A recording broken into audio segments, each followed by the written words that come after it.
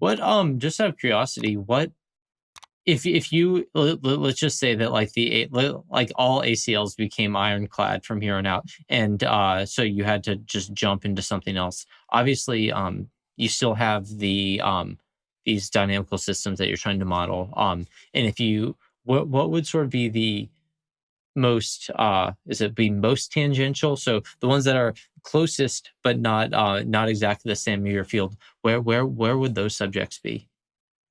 I mean, I guess like things like I mentioned, patellofemoral pain or stress fractures. I think they're a different type of lower extremity injury Mhm. that are going to manifest differently. What I think would be exciting about those, and it's not that I don't love ACL injuries, I do. They're my first love. But when I learned about patellofemoral pain, and things of that nature, is it's a more subtle injury in general. So I think that we'd have to, refine our metrics even more. We'd have to. I think it'd be a more challenging problem.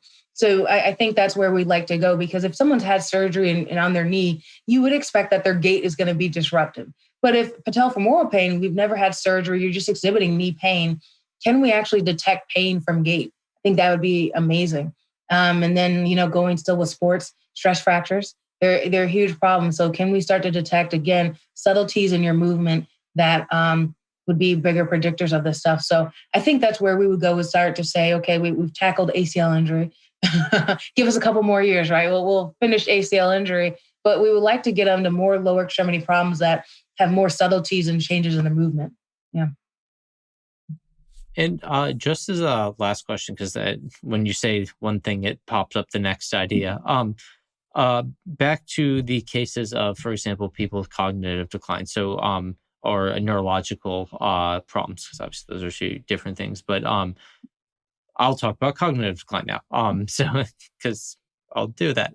But yeah, so do you think that there's value in trying to identify, for example, a person's like, ability for like self-sufficiency and things like that, where effectively you can look at their gait and start deciding, how well stabilized are they, how capable are they of being independent. So just like you'd be saying to a soccer player, yeah, you can go hit the field again.